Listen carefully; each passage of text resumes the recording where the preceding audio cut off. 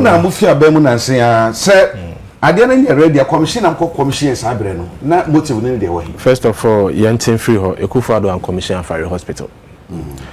You can't find me any evidence. Bibi bia nyina so bia ni ho you be to me approve. No, I'm referring to the host, not even my senior.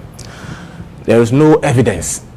Nyina so bia ni ho it say na se we anso we are making reference to Afari. So let me deal with Afari. When I'm done, I'll come to Sewa. There is no evidence. I say Ekufuado a commission Afari hospital. Bibi asa ni ho. Inti yantin free ho. Now, contrary to say the Yabeka or platform is so say 4th January 2025. And maybe I mean maybe I'm say when I'm refer to them. Okay. And we are just clearing it. Okay. Say Ekufuado anko jina baby say when I'm refer to any say Afari hospital where we now commission. Say if that narrative is put out, then it creates a different impression. Now, my team in your opinion, baby. Now, you have to for him to say, Sebi, and yet Afari hospital in Kwana, Eurojet projects no eka ho. There are 9 hospitals. Na neshe Afari Eurojet projects na ase. Say you can't completion na. And then nanka NDC so edu maya bropa because out of the 9 hospitals, not even one was complete in the entire 8 years of NDC. Not even one was complete. Ekufuado NMPP ya ne samba biem. Emma in 8 years, etimi a complete emu 6. Ga East, I work atomic ha. Sabi eka ho Ekufuado aban na be complete ye ebe wie. Wa regional hospital eka Eurojet facilities no. NDC in 8 years, OMAN to man wie. They couldn't complete the facility. Ekufuado NMPP and ebe wie. In so NDC and to me and Nsoko. Yeah, well, thank you. Nsoko. NDC and to me and Ekufuado NMPP and ebe Tepa District Hospital NDC and to me and in 8 years. Ekufuado NMPP and ebe Chufu Praso. You can mention it and a konongo. Enti my isolate sabi Afari Hospital nko na yen create impression bi say MPP baye and the Ekufuado obedi abro. Sabi out of the 9 facilities, NDC also spent 8 good years. Hospitals are ehun sika edaho. Odi ani se odi aso ekobo form. Na ya started project no. In 8 good years, out of the 9, emu 1 kwampo ni ho. NDC etimi wie facilities no. Ekufuado abanya ne baye na ebe wie mu 6. Only 2 per na Ekufuado aban anti-man wie no completely. Afari hospital. Mate, yes, timelines were given. Say up to this point in Kayebewe and Ebewe, we will come and deal with the timelines too. And a Salaga District Hospital. As at the time, MPP, try a manifesto now 68% complete. Young person BBA Ghana for Nintino. About hospitals, any health facility, MPP, Jumadi obedi yenina, any cruci nina go your manifesto into a farm manifesto MPP. At the buyer for 2024 elections. Now, Ubie from page 164, actually hospitals and hospital projects or health projects. Ekufuado aban ebe start here. Now, no awie near Empo President Kufu Abreso and start here, including Eurojet hospitals here NDC within 8 years. Oman to maybe MPP ni be here yatro.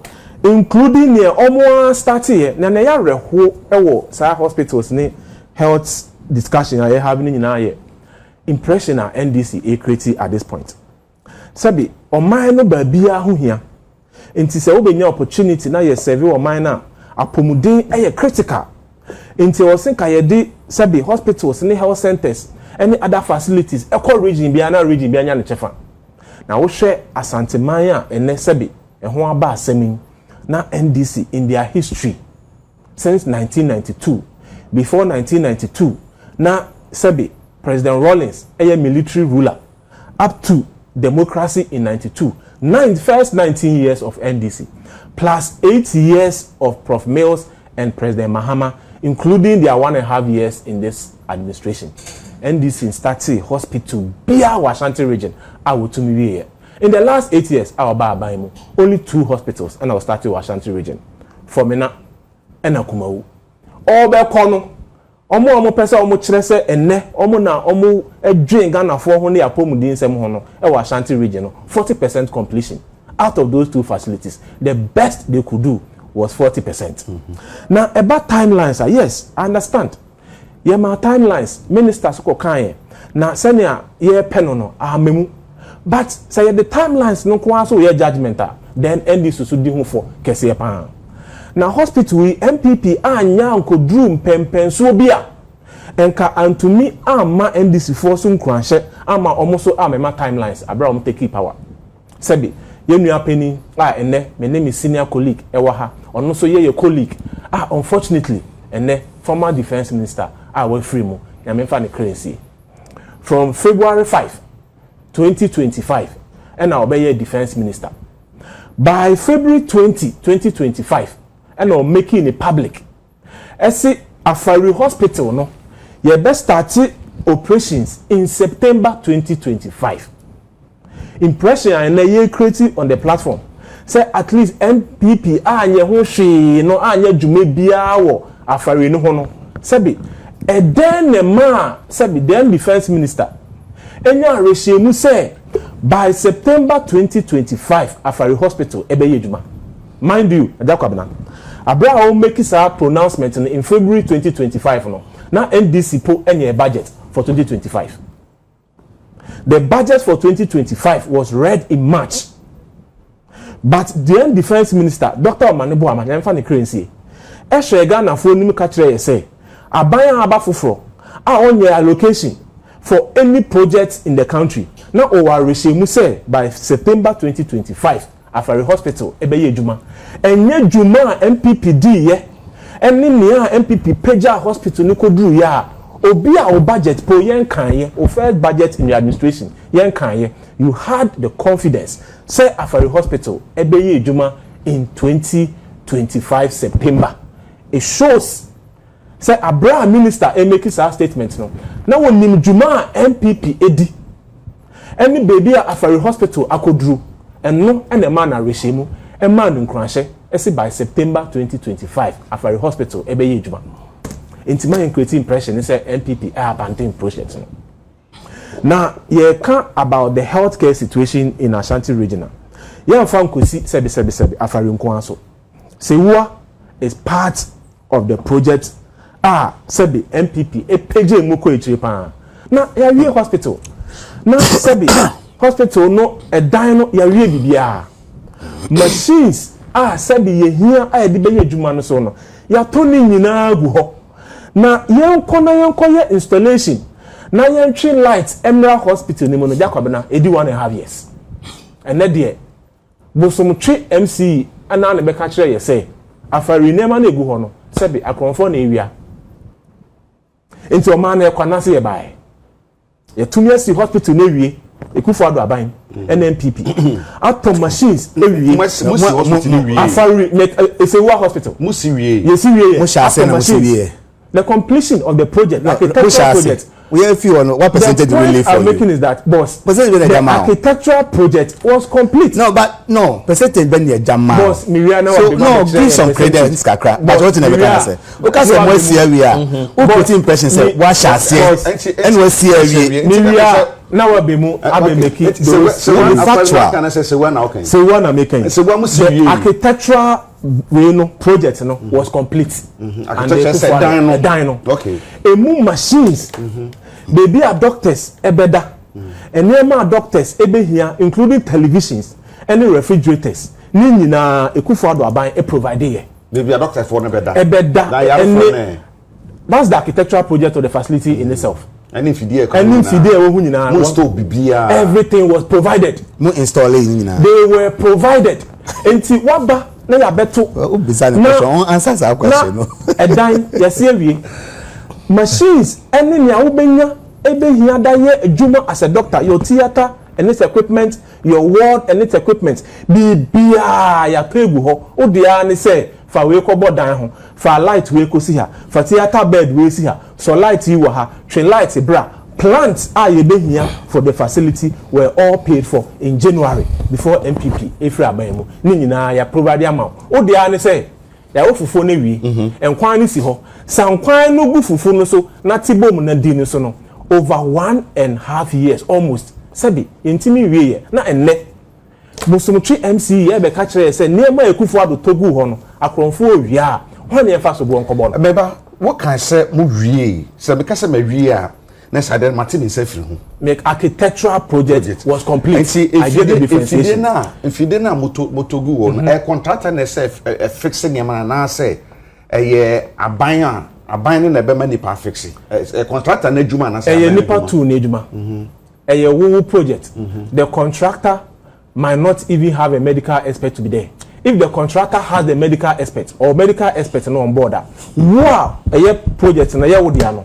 Also na be ma preferences or installing no, you would need your people there.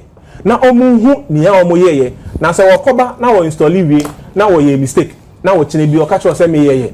Na wo se wanya yes say ye hospital mu maintain am pese ye medication.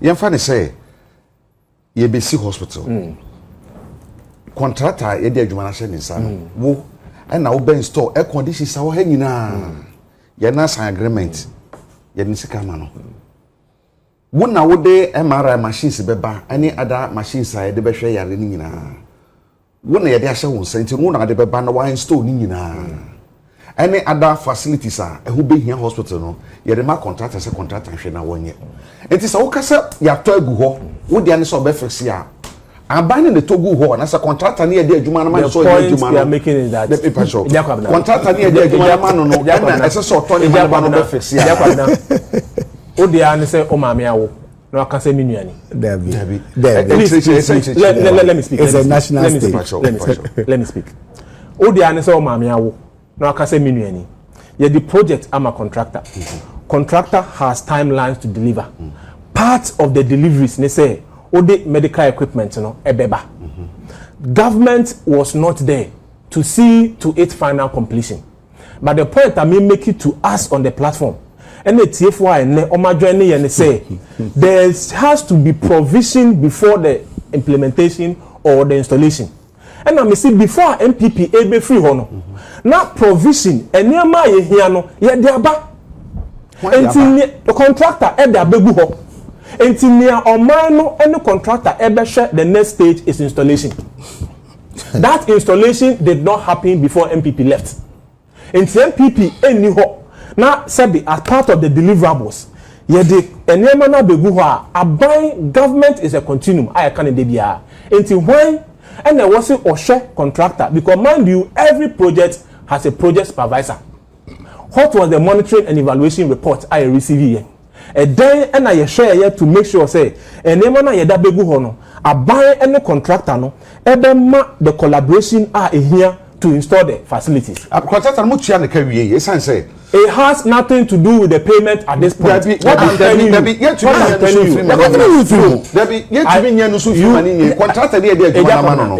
are not even being fair on the platform. You are not being fair. Let me finish. Let me make my statement. Honorable Kasano, you didn't see anything to even ask me a question.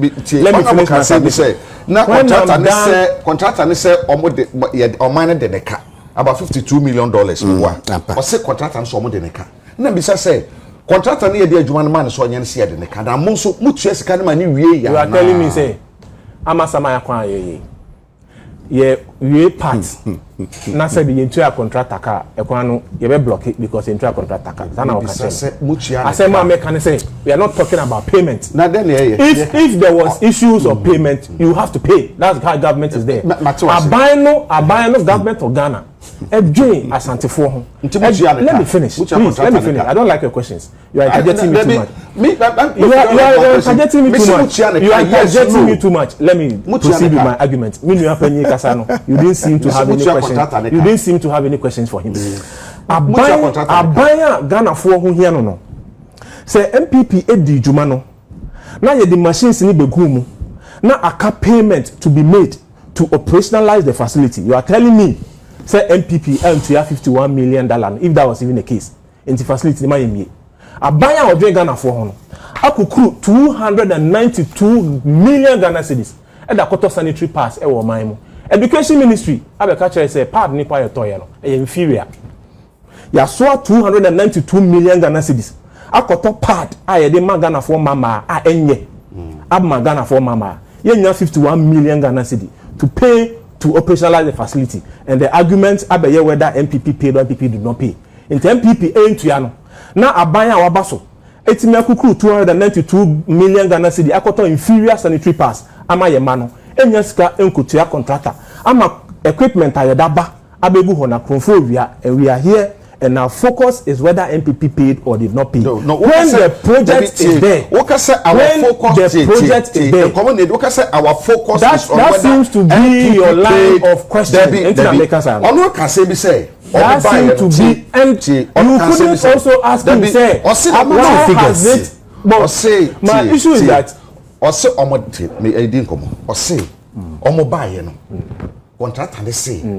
Omodeka omanede nka $52 million. Yes. Etsa no mo beto ye. Mo nso na mo aba mu sabere no. Mo kwa no mo bae no. Yesi de we de edija ye no ene say ye de ka $52 million. Na maybe say $52 million na contractor ne ka no. Adwuma na mo de ma no mo tua ne ka wie ya ansa na mo kọ. And I was expecting also not to moderate your show with all due respect.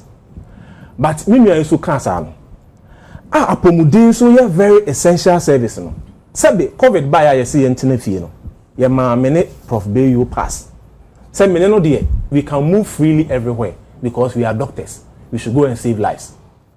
Enti say MPP aban so ya wie dan no ya wie MPP aban so machines a ye hia nyina ya to egu ho na eka 51 million e wo ho a after me penny and me boss e kasa awie no na ka eja kwabna not to moderate your show for you now also question ka will be say me na ko be say na say na boss honorable na 51 million per na aka sa ban po nya sika 292 million akoto sanitary pass education ministry say e inferior inta dey na waban no so say hu hia na sa sika de koto inferior sanitary pass no ye nyibi entua contractor ne ka na enema na ye wia no sabi enka wia no emaso. That should have been where I would have also expected. So not to moderate your show. They couldn't have any question for him. But when you got to my turn, then it has become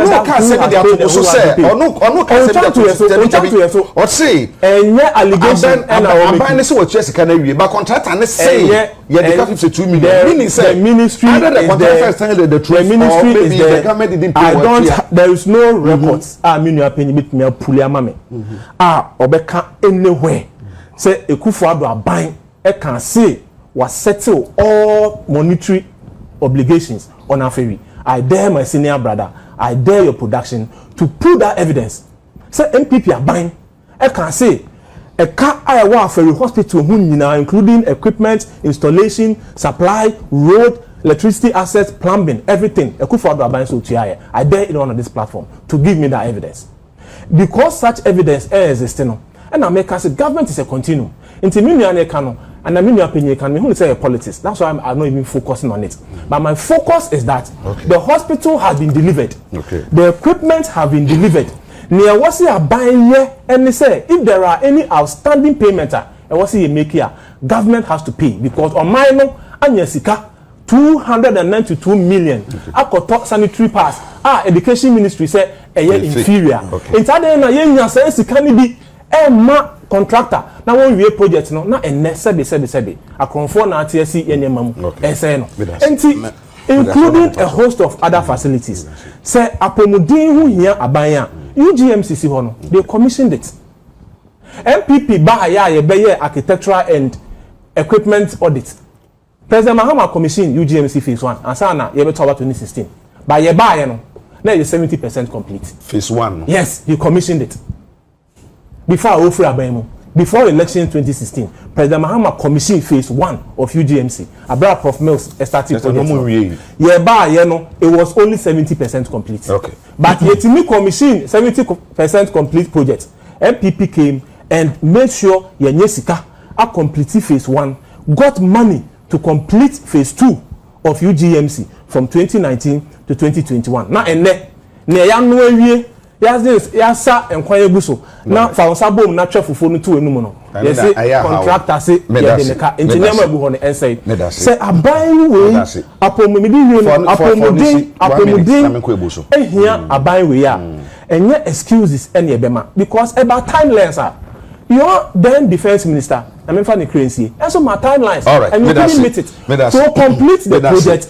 Now people of Ashanti region and Ghana for enya ho mfa so eno na ho hia wona wotie akire watia fanu ni nyina wuti prof kasano kan say na contractor say de ka $52 million na say ye nokore say nya nokore so mu hwehwe mu ansa de ko ba nyina man abanda da no so kire say adwuma no wa ye awie aka kakre bi keke ay say what follow de ko nyina mamitio eja ozikan maminchi a oye ahwefo na etiefo na minchi a munua na munyo wa na minchi a oye me omahin osabrema a o Cape Coast ogo omahin ana pe na minchi a na minchi a enuanam na nyankofo na ebusuafo wo go nyina ana pe eja Ghana your problems for Ghana due to the corruption are a problem. Over the past decade, we've been dealing with it. Galamsey, your problem. Your problem BTC today, economic mismanagement. Unemployment or your problem. Another problem you have in this country is MPP. It's a major problem of this country. And I'll tell you why. MPP is one of the problems of this country. I will tell you why. It just such a graphic publication be online. Or yeah, we're publishing October 26th, 2016. Or yeah, Kate Baba Hudson, no nye Donald Addo Dapetim. Now we're publishing. Also, work on Kumasi Military Hospital 90% complete and 44 burdens at Sewa ready.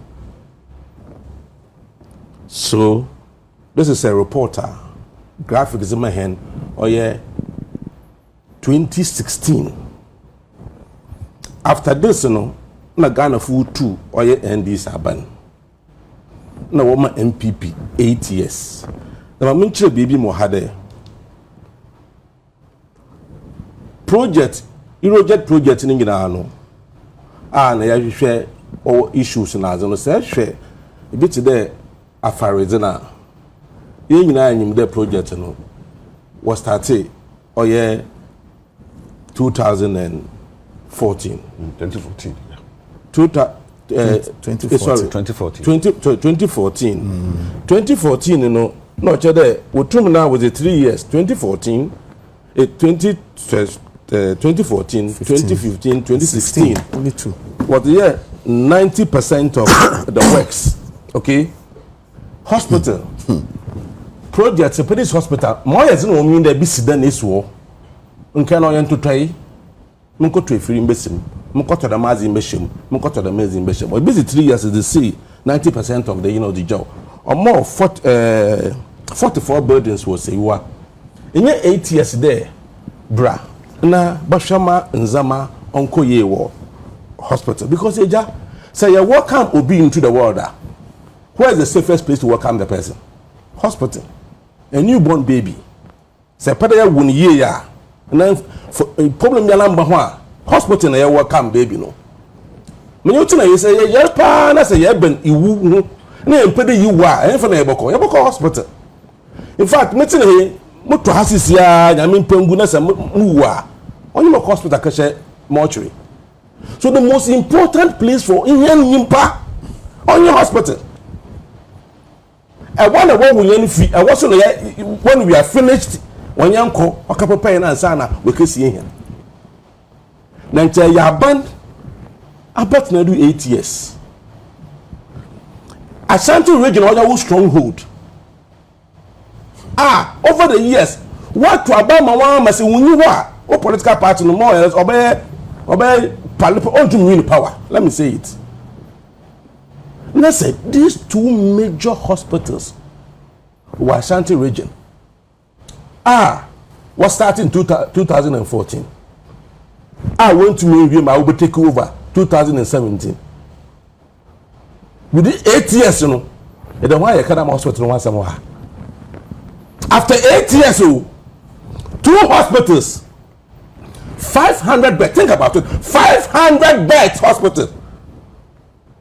Let's say you can a confirmatory. We need emergency units. We need baby obaging cough. There's a problem with confirmatory. It's a 500 bed hospital.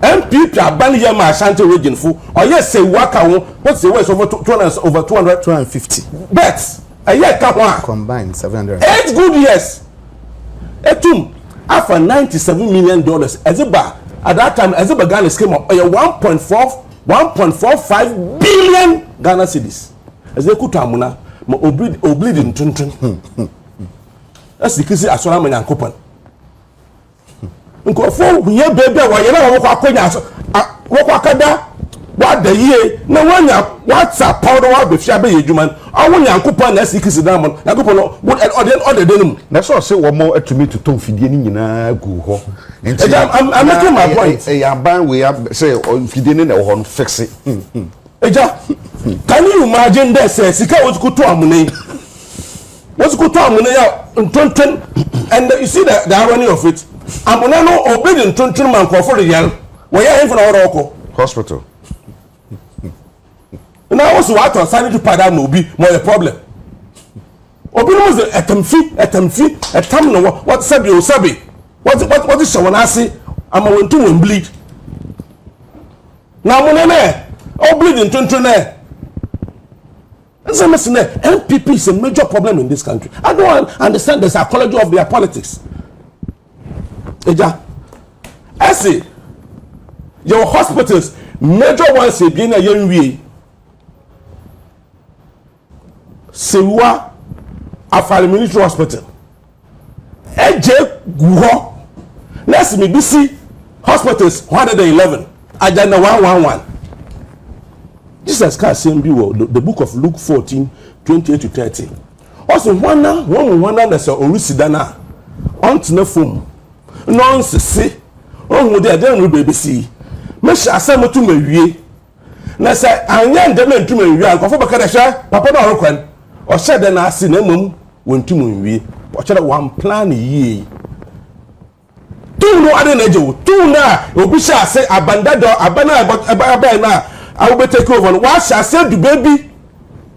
Within 2 years, also need to me no. As the 8 years and to me. I say another one I see agenda 111. No so shall no. I spread the can in such a way there. A company you must here within 8 years. Agenda 111. Agenda 111. A company you must here. Not even one. Or bless a genuine ben 50. Common sense there. See, any 50 into 50 no. Into put me wie as the machine say gum, as the new pay gum, into doctor say no, nurses, health workers, security men, one out on his men. That's how we build the economy. But also end up as the Muslim. I mean the Mazinti. No proper planning. Until you spread this kind of thing. Well, agenda 111, and they like it so much. Slogans, agenda 111. I mean, you can say. A company we could have bought 40 or 50 of them. Out to only you see Sanama and say, go for your problems or hospital. Then I got afraid to you have the audacity to be complaining there. Agenda 111 abandon to Addo. Say what's the now? No, affairs and what you join into 8 years into my area. Obiba power as far bloggers is which alcohol. Yeah, the man banning no barbon and the tribalistic nature of this MPP people is so it's so appalling. My Asante for then Asante man there Mahama. Then Asante man there Mahama. Mahama no BC who phase 1 of Kajetia was the more. Ofi 1 8 years phase 2 Akufado Winsi. Abazina Ibanazi in Asante man was Akufado. That's the question you need to ask. Mahama na ban no say afari military hospital ase oka tuna brom we wie ma aban fofo MPP aban ba ya 8 years ye dey why hospital na asam nti bisa akufado e ba na haze pa na eso antifoza yawo instead of completing these 2 major hospitals ekase ajana one ase instead of completing this major hospitals you could do amuna $97 million countrymen in don't obubu dan san who talk the mamuna na in this country you akufado obubu posh buildings for judges bungalows eji obubu ni na no to amuna national cathedral some na kan national cathedral say na making eja ebubu dani to amuna of $97 million plus the cost of those buildings that said the mazin na abaka sanitary pad asam no so kan konkwasi ko hwede say inferior na workan if it is not better than what they used to use a time now it will be no use it be no zama we used to pay into me mbozi no wa now was it and some say MPP is a major problem in this country let me make this point let's say one akufado was in plaque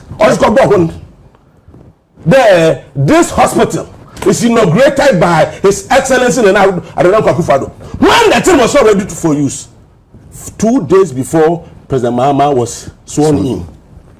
As a 1 year, as a important even in year, never quite as a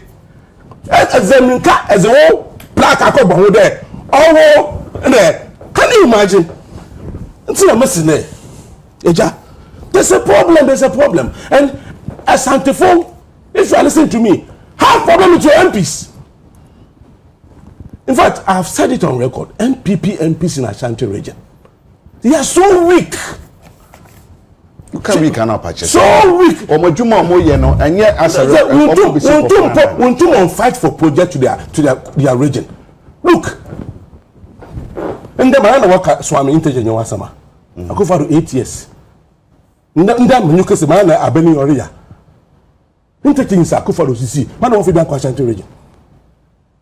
Where you get all your vote to? Where you get all your vote to become a political party to win power? Interchange is going to one. 2 major hospitals. What to work on working in Kwan. And 2 million.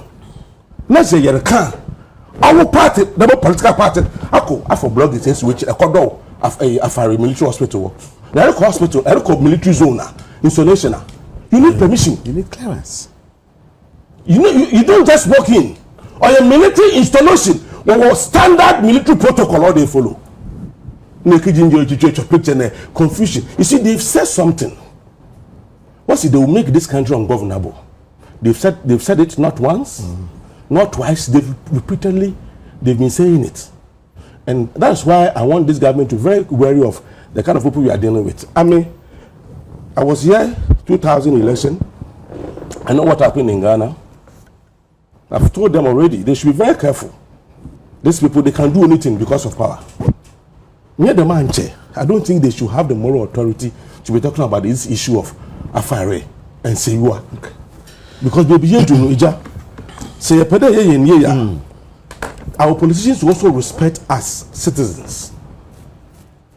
Oh yeah, sometimes they don't respect us. Until as camera nyima, that's what kasa. They can say anything. Look at Nsama, former defense minister.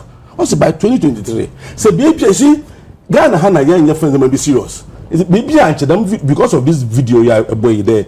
Okay, there by 2023, your commission area. I want to know.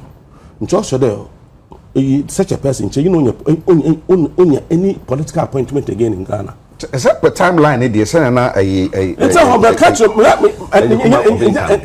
timeline because they don't respect us. They take us for granted. If they really respect us, in just 1 year, Kasa, or Bakan Kwarachi, or Bakan Kwade, as he put my 10 years, but because of political expediency, oh 2 years time when they know there are some Korean, it means they don't respect us. They take us for granted. Okay. On this particular issue, I don't think the MPP has any more authority to say the things they are saying.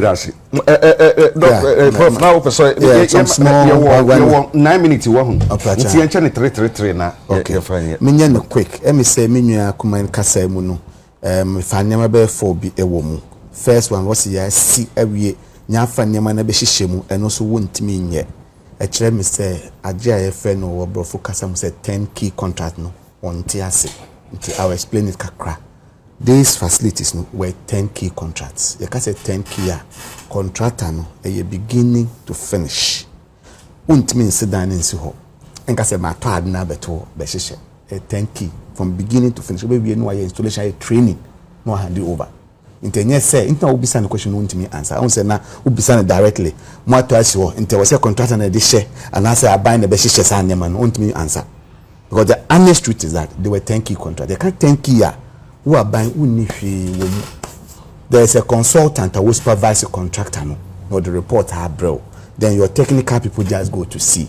But the contractor must also be no the show in some one yes sir now go to be more. What's the terms of the contract? Don't 10 key as ya but your own share. No can say a 10 key contract. Second, I am they say what J2 must say now money installation. Or someone to turn them go, but money installation. Papa or your doctor. So when your installation, sir. Now go commission hospital, then I'll catch a Ghana for. If you tell you one, we say we box mudaho. One she say, we say what could be a hospital. Then now could be. Now we dear temana. Oh, person within the hospital no so keke. And in the second thing, I am there. So what J to me say what the always see one more commission, you know, no J to me as a doctor. Saying no kwana say was commission because other commission project equipment only installation on teaming dispute anyway, which is a fact. Say installations were not done. All right. The last one I'm the attempt to talk about bring ethnocentrism and priority. And Asante 4 and Asante region and this and this. Well, the NDC na minimum na ye woman. We think of the whole country as one. Ye pese obia nya na chefa. But say would do Asante man say the whole can. And the adena wo buy one for wa hundi nyina nhemu anwie and ne obetena saka say from beginning to end. Ye hospital say wo ha nyina hwan na ye. Hospitals obo din say UOJ project obo din 9 hospitals are obo ye. 2 I wa Ashanti region man ye no. No na obo ni nyina eyi de him wo Ashanti capital. Ne wo kan ne on kan che o ka ebi wo ho a ne ye ansa na o mo ba mu no ende won ka oba ye ne be commission we ne be na commission we obi ye den oba power 2017 na by 2018 2019 o commission facilities a bisa ho say den na nipa ba ko ye ansa na oba beto aso project no started effectively in 2014. That is not disputed. Into when they shall say 2014 when they president of Ghana, when they president into biaye na wa ba be wi a obeka we na prioritization no na we can about say ye discuss koto sanitary pad e bo aka me nsem ni bi ntimi nkasa bebre ho ye ka priority a nke aban a onnim prioritization of nyama ehia e ye wo MPP nten kan fasa question kra emma we did 97 million akos to ho me amena so ye national cathedral we see we agenda 111 spending 4.8 billion. Eja 4.8 billion cedis. So the agenda all over the place. So crack not to be there. Good. Now all share hospitals back 111. I would mean say we need scan obe wie ni nyina. Anka ye ni face say. What she ni nyina sie. I spending 4.8 billion. And can me a hospital at least from beginning to end. Emu 22 the anke be oh yes up to some point at 30 o'clock can be me and ne want me be back compo. Who become priority asem. Who can say to be at pada and na can say auto pad on first can in Anko hospital. Ye hospital no and so pad no so hu here. What kind economic cost of period poverty? Unko kind say ye kase period poverty. And mofra ba omuntimi nko school because wanyane conviction oni no be use intending to ntimi nko school their absenteeism the impact on the economy of this country. So obenya nkola omuntimi mi school papa omuntimi mpase number dependent on the nation in the near future. What kind? We're doing that cost home to tell us that it is less important. So I'll say Minister of Education, right? Yes. Also say a papa. Sir, and Minister the end of Casa Papa. I'm not how many ministry. Mami statement. Okay. Mami statement. No, what now can send be a yankasa. Enya papa no, enya papa compared to them. I did not say it. It's a ministry. Let me be so. Mami statement no. Enya papa compared to them. Okay. The last one. Ubekan now Ubekan UGMC. Papa, me be I just googled it. Now reports in the brave 511 days after Akufo-Addo coming into power, UGMC has not been operationalized in Kofoko demonstration. Yeah, I'm fan of four. Answer His Excellency John Dramani Mahama be commission phase 1 of UGMC. What the doctors call Israel, or the nurses call Israel, or the anesthetists call Israel to train them. Now Omombra. Ye for Miami mate. That time me call US. Me mate madam for power. Yet no call Israel for training. Because no one say your commission no my ejuma. Yes, say the commission to ho. Or mo buy. Mo Pascal ni na. Ko folk buy ko trade buy most will be anko ni baby ofi. Manimba hospital ho. Na mo G hospital no and decide to privatize it. Mo change ownership of the hospital. Created a special purpose vehicle. Try to make it a private entity. Hospital are binding in case. As a Muslim university need their biome. Mo say Ubekaya. His Excellency John Dramani Mahama or so person of fact no for hospital no. Esandima University. It's yadini for university. Say university and running no mun training for. Ubaye mo jadini for university sim. Nansinyana me na make presidential committee His Excellency for me. Ye mfa kwan a anamo ebetimi dia fa betimi di hospital na sakoshe university sim. And now the can UGMC who asem. Nti yan commission UGMC aye ni ehwe unlike ne momuko ye ya wa wo je tumu ne say installation bia nye na makoy commission nti no onti tanki na mate enya dia obi ato bibi ato fie na wa kwata makosise me das Jacob na yem place on record say minu na ye over 7 minutes nti let's be 7 minutes yeah 7 minutes, let's be fair. And let's also stay this in the whole world. Afrafanto per any opposition party the focus any opposition party the whole world, and we can understand where the bitterness is coming from, and their bitterness is not stemmed from the NPP. Why is that okay? They can't UP. They are the only opposition party the focus the dodging another opposition party.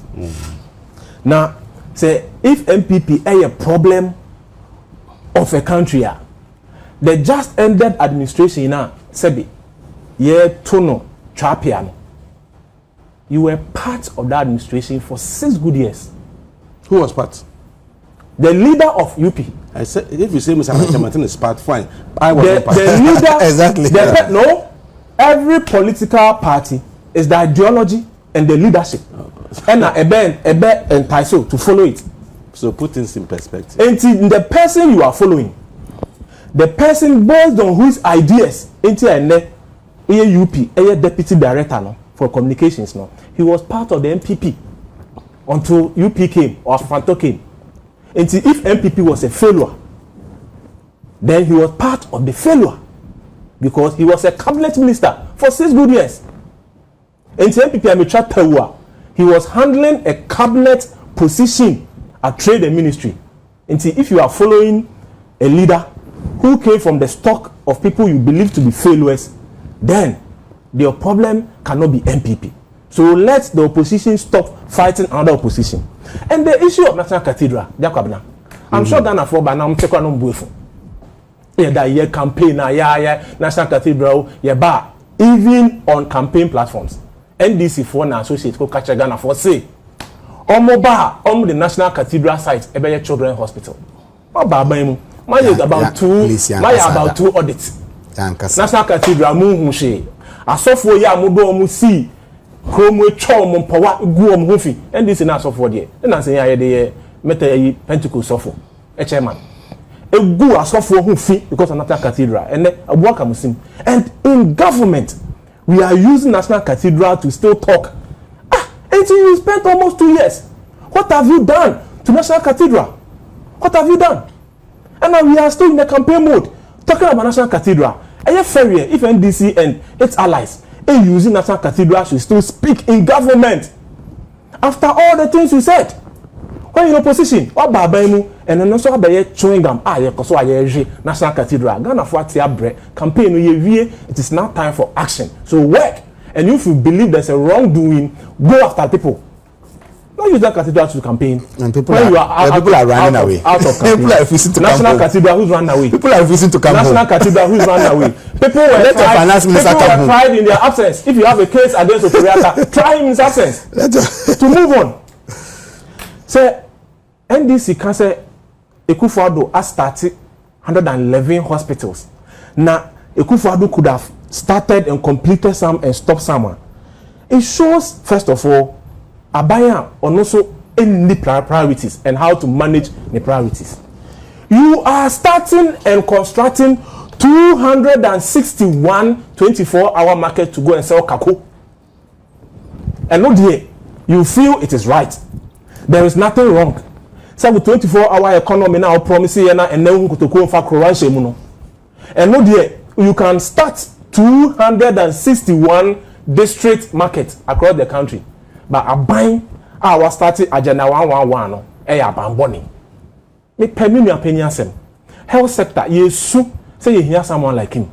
But say o can say a buying be a starting 111 projects in the country. Na ya de boni and kayefa sa sika no kwhye mu na ye bia. Now the president who is your boss in your government and so started 261 district marketer. Then you are only telling your boss say near MPP for here now would you say no boss no so yedi because you are also constructing 261 markets. Are you going to complete them in your 2.5 years? Obviously no.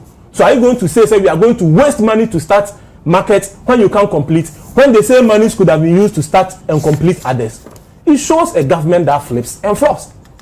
And what the whole opposition to know hold it. Now about Ashanti Regional MPP Ajebi and Kasa 7 minutes also. He did 9 minutes. Oh, after 7 and 9. 1 minute. MPP Ajebi and Kasa in health sector. NDC is on record, and we will keep saying it. NDC cannot show us one hospital in Ashanti region. Our man started, our man completed. NDC cannot show us one hospital. Ekufuado buy was see at least 5 hospitals are completed in Ashanti region. Sabronom was here complete. Manson Quanta was here complete. Trede was here complete. Drobonso was here complete. Swami was here complete. Many openisa agenda one facilities in Ashanti region. Ekufuado buy 1 year. Or we at least emu 2. Konongo e Ashanti region. Ekufuado be here. Eurojet facilities. Ekufuado be here. Eurojet. Oh, Efonso. Eurojet. Ekufuado we ma Ashanti mine. Tepa. Ekufuado we ma Ashanti mine. Enti e ban the president Kufuor started ya mudi 8 years man wie na Ekufuado ebe wie ye. The only 2 hospitals are NDC started in Ashanti region in 8 years. For me na enkumewu 40% complete. Ekufuado be wie ye. Aside ni ono started ye no. Enti ye ka even apomudi alone. Ekufuado completed 5 hospitals. Aside agenda 111 came to complete President Kufuor's Eurojet and the ones you started. Ekufuado has been kind and very good to the people of Ashanti region. Wrap up now. You Prof. Professor Otiana Chikakraba Besanka, you can I think and can be so about okay. A bonkasa never you see, Ghana, young problem crying over the years and you there. Our politicians will take advantage in there. So, Oba blame also. Oba say your man, Obu, your manager, Paze, what Chabon who or say your man, you answer, or cut no position. Now, ye jam one. No, ye shaban or power. Until they are comfortable in opposition, not there. Some say, Numpa, Obi Ayamshi. Are you getting it? That has been the trend over the years. But I feel as a searchlight at Toronto, now my Ghana for whom I'm a bona way, most would be a Ghana Japaze, mostly what say your money, one finance minister, oh yeah, Akufado Union, we're going to your money, and say, what, Nana Shaka, you there's someone most we could wish to Scott to them. ya pound tamana bibi de yan. That is how we should build this nation. You don't give you power, people's power to govern for 8 years. Na and say o money na jepaze and chama ho in we o money ni sika. You know, and you hear ya kete o chede, we should keep quiet. Now what kind of democracy is this?